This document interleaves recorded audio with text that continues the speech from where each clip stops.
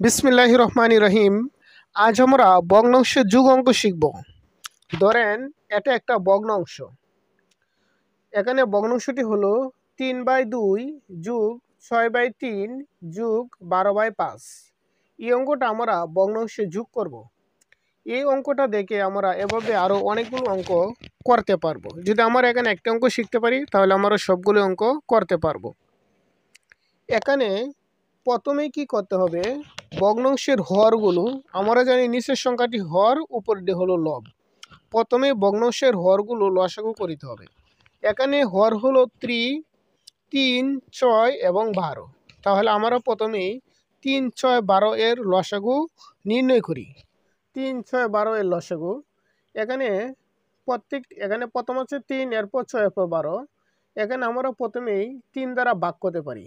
লসাগু যদি আমরা 3 দ্বারা এখানে লসাগু করি, তাহলে আমরা 3টা যদি 3 দ্বারা ভাগ করি তাহলে আসে 1। আবার 6 যদি 3 দ্বারা ভাগ দিয়ে আসে 2, মানে 3 দুগুণে 6।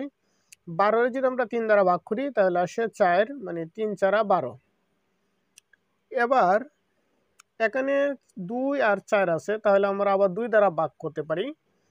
2 দ্বারা যদি লসাগু করি তাহলে 2 এর মধ্যে 1 যায় না, আর 2 এর মধ্যে 2 দ্বারা ভাগ দিলে যায় 1, মানে 2 একে 2। আর 4 যদি আমরা 2 দ্বারা ভাগ করি তাহলে আসে 2 দুগুণে 4। এখন আমরা এই নিচের সংখ্যাগুলো গুণ দিতে হবে। মানে 3 যদি আমরা 2 দ্বারা পূরণ দিই তাহলে 3 দুগুণে 6। আর 6 যদি 1 দ্বারা পূরণ দিই তো 6, আবার 1 দ্বারা পূরণ দিলে 6, মানে 6 একে 6। আবার এই 6 যদি আমরা 2 দ্বারা গুণ করি তাহলে 6 দুগুণে 12। এখানে 3, 6, 12 এর লসাগু হলো কত? 12। এখানে লসাগু হলো 12, তাহলে আমরা 12 লিখলাম।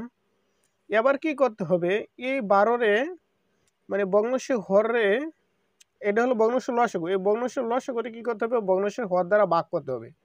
আমরা যদি 12 রে আমরা 3 দ্বারা ভাগ করি তাহলে আসে মানে কি 3 4 12, 4 আসে। তাহলে আমরা এভাবে লিখতে পারি, এই যে উপরে 2 আর এদিকে আসছে যে 4, 4 লিখলাম, প্লাস প্লাস এই 3 মানে হলো এই 3 গুণ গুণ। এবার 12 যদি আমরা 6 দ্বারা ভাগ করি আসে 6 দুগুণে 12, 2 আসে আর 2, তাহলে আমরা 2 লিখতে পারি উপরে, প্লাস প্লাস। 12 যদি আমরা 12 দ্বারা ভাগ করি আসে 1, মানে 12 কে 12, 1 বাজা। তাহলে আমরা 5 এর সাথে গুণ দিতে পারি 1, এ 12 12।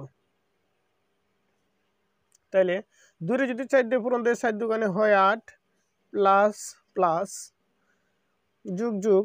এবার 3 যদি 2 দ্বারা পূরণ দেয় 3 দুগুণে 6, যুগ যুগ। 5 যদি 1 দ্বারা গুণ করি তাহলে হয় 5 একে 5। এবার নিচে আছে 12,